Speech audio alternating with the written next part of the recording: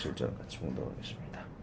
그의 집에 앉아 음식 잠드실 때에 많은 세리와 죄인들이 예수와 그의 제자들과 함께 앉았으니 이는 그러한 사람들이 많이 있어서 예수를 따르미로라. 바리새인의 서기관들이 예수께서 죄인 및 세리들과 함께 잡수시는 것을 보고 그의 제자들에게 이르되 어찌하여 세리 및 죄인들과 함께 먹는가. 같이 예수께서 들으시고 그들에게 이르시되 건강한 자에게는 의사가 쓸데없고 병든 자에게는 쓸데있느니라. 나는 의인을 부르러 온 것이 아니요 죄인을 부르러 왔노라 하시니라. 네. 사랑의 주님, 이 교회는 죄인을 부르러 왔습니다. 우리가 연약할지라도 저의 그 연약한 것을 정죄하기보다 책임감을 가지고 저를 돌봐줄 수 있는 그러한 사랑의 마음, 교회 사랑의 모체가 되신 그 주님을 생각하며 주님의 뜻대로 살아가게 하여 주옵소서. 냉정하고 차갑고 그러하지 못했던 우리들의 그 모든 삶을 용서하시고 그러한 사랑을 실천하는 사람에게 늘 인도하여 주셔서 말씀을 통해 다듬어 주시고 주 예수 그리스도의 이름으로 기도하였습니다. 네. 바로 15절 들어갑니다. 그의 집에 앉아 잡수실 때에 많은 세리와 죄인들이 예수와 그의 제자들과 함께 앉았으니 이는 그러한 사람들이 많이 있어서 예를 따르미로라. 자, 식사한다는 것은 굉장히 친근감이 있다는 것이죠. 서로 간에 신뢰관계에 있을 때 식사를 하게 됩니다.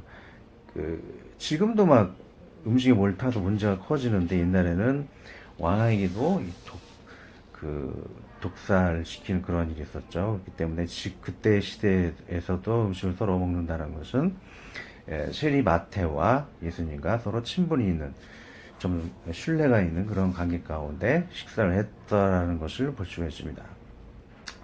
자, 그리고 세리와 죄인들이 막 왔다고 이렇게 이야기를 하고 있지만 세우게 된다는 이렇게 정죄를 하고 있죠. 그렇다고 해서 이렇게 극악한 죄인까지는 아닐 거라는 것을 우리가 염두를 해야 될 것이죠. 세리들은 그 당시 뭐 우리나라 경우로 따지면 일본 일제 앞잡이라고 생각할지 모르지만 그 시대에는 굉장히 좀 팍스 로마를 이어가는데 중요한 좀 역할을 했었죠. 통행세를 또 받아서 로마에게 헌납을 했기 때문에 그 돈은 평화를 유지하는, 세계 평화를 유지하는 데 실질적으로 쓰였었고, 그렇게 국경을 초월하고 언어를 초월하고 치안이 유지되는 가운데 예수님의 복음이 널리 잘 전파가 되었죠. 그 당시에는 극악하게 정죄할 필요까지는 없습니다. 서기관들이 너무 나쁘게 보고 있다는 것이죠. 또 죄인들이라까지 얘기를 했는데 이거는 정말 죄인이기보다도 서기관들이 보는 관점에서 보는 죄인이라고 볼 수 있겠다라는 것이죠. 왜냐? 그 당시에는 장로의 유전이라고 해서 굉장히 서로 정죄하는 게 심했었습니다. 장로의 유전은 39가지 그 안식일을 어떻게 해서 그 안식을 지키라는 그 하나의 말씀밖에 없는데 그 당시에 그 서기관들 장로들이 여러 가지 법칙을 만들어 놨어요. 39가지의 법칙을 만들어 놓고 그 밑에 하부 법칙까지 만들어서 사람들을 정죄하기 위해 쓰였다는 것이죠.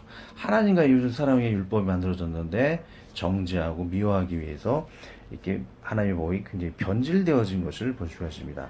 그 당시에 안식일법 중에 하나는 담이 무너져서 사람이 깔렸어요.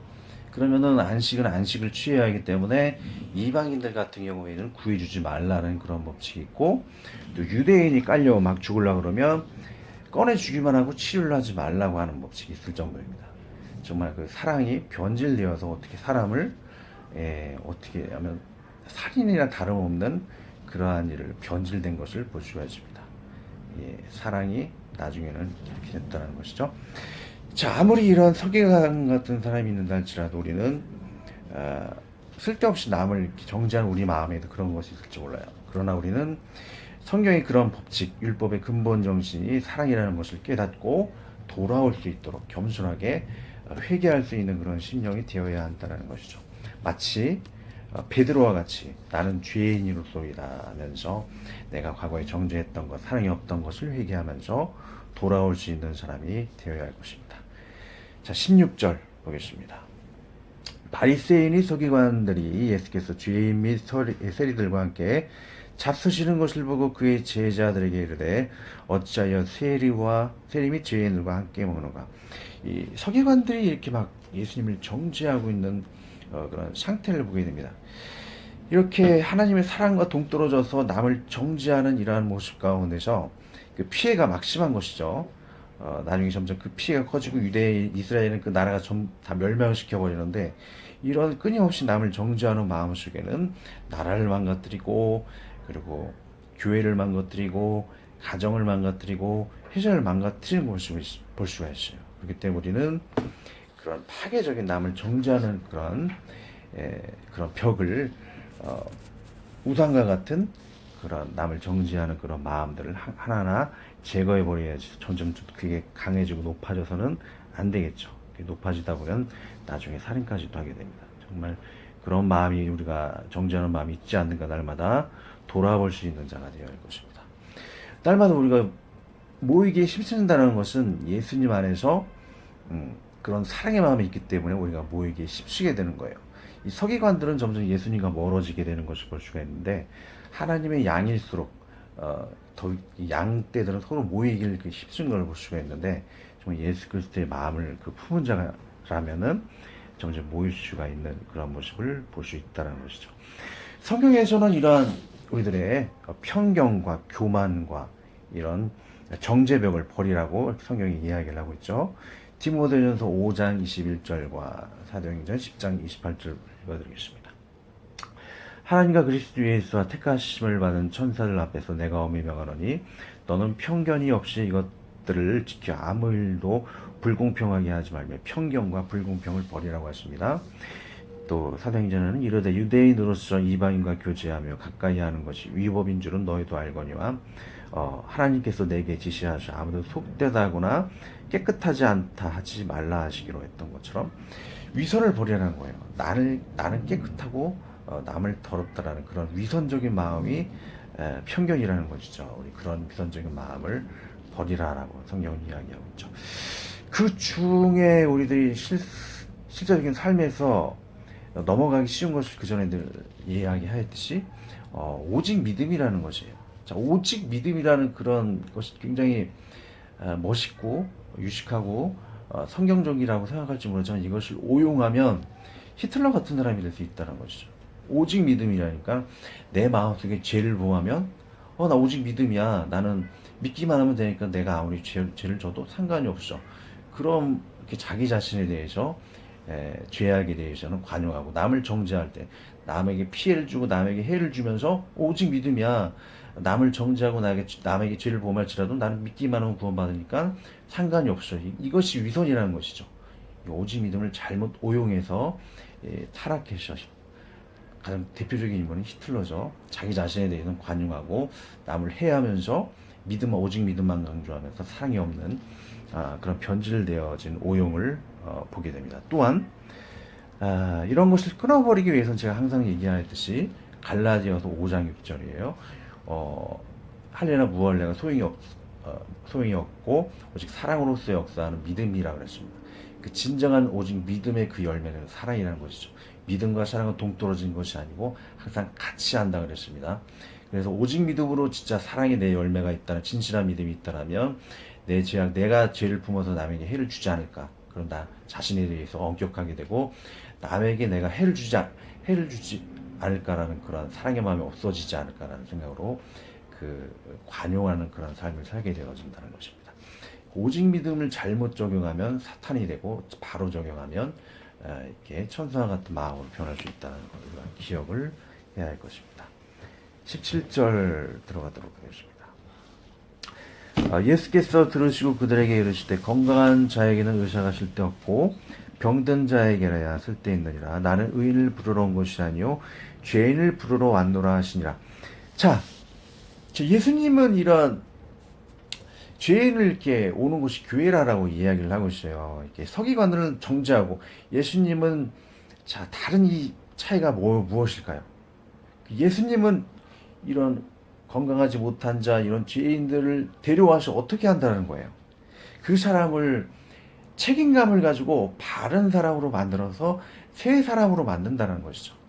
이런 연약한 자를 주님은 보았을 때 책임감을 가졌다는 거예요. 자, 서기관들은 이런 연약한 자를 어떤 마음을 가졌죠? 정죄했다는 거죠. 위선을 그런 마음을 가졌다는 것이죠.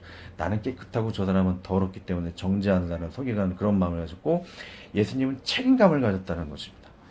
우리는 이런 그 연약한 자를 보았을 때 책임감을 가지고 끝까지 구원하기 위해 힘써야 한다는 것이죠. 또 한 가지 시간적으로 관점이 틀리다는 것이죠. 예수님이 그런 연약한 자를 보았을 때 미래를 보았다는 거예요. 내가 이 사람들을 변화시켜서 새 사람으로서 오히려 남을 돕는 사람으로 변화시킬 수 있을 것이다. 그런 미래를 보았다는 것이고, 그리고 이 서기관들은 그 현재를 보았다는 것이죠. 내가 이용 가치가 있나 없나. 이용 가치가 떨어지기 때문에 그 사람들을 버려야 된다. 그런 현재의 모습만을 봤다는 것이죠. 그래서 자, 정리하자면 예수님은 그 연약한 자를 보고 책임감을 가지고 미래를 보아서 그들을 포용하고 관용했다는 것. 그러나 서기관들은 그들의 위선적인 마음으로 정죄하고, 그리고 현재적인 모습, 이용 가치가 떨어진다 해서 버리는 그런 그런 냉정한 마음을 가졌다는 것이죠. 우리는 이런 서기관들의 마음이 바로 제 마음이고 우리들의 마음이었다는 것을 우리는 알아야 돼요. 우리는 원죄를 품었기 때문에 이런 서기관들의 마음을 가질 때가 실제로 많아요. 자, 그랬다면 우리는 이제 변화되어야 되겠죠. 그 베드로 같이 나는 죄인으로서이다. 나를 떠나주셔 할 정도로 그런 겸손한 마음을 가져서 누구나 다 변화되어야 할 것입니다. 그런 삶이 우리 가운데 있었다라면 변화할 수 있도록 기도하도록 해야 할 것입니다. 우리는 날마다 죽을 때까지 공사 중이라는 그런 마크를 가지고 있어요. 우리는 늘 공사 중이기 때문에 예수님의 이름으로 변화되고 우리 자신이 성령의 열매를 맺고 또 구원의 열매를 맺을 수 있도록 해야 할 것입니다. 자, 문제를 풀어봐야 되는데 주부를 가져가서 풀면 답이 다 나옵니다. 자, 기도하고 마치도록 하겠습니다. 주여 사랑해 주님 감사합니다. 이전의 삶이 어떻게 되었든지 간에 우리는 지금이 중요합니다. 서기관의 모습을 우리가 그들을 정죄할 것이 아니고 그의 모습이 우리의 마음이었던 것을 보게 됩니다. 그러니 오늘 날마다 우리가 예수님의 마음과 같이 이웃에게 책임감을 가지고 그들이 변화될 미래의 모습을 보는 가운데 포용하게 도와주옵시오며 좀 또한 그런 삶을 가깝거나 먼 그런 사람들에게 실천하지 못했던 그런 위선적인 마음을 용서하여 주시고 날마다 변화되게 하여 주시옵소서. 우리 귀한 형제 자매님들에게도 모두 다 동일한 은혜 허락하여 주고 그런 교회, 그러한 가정, 그러한 나라, 그러한 세계가 될 수 있도록 축복하고 변화되게 하여 주시고 새로운 피조물 되게 하여 주시옵소서. 예수 그리스도의 이름으로 간절히 기도드리옵나이다. 아멘.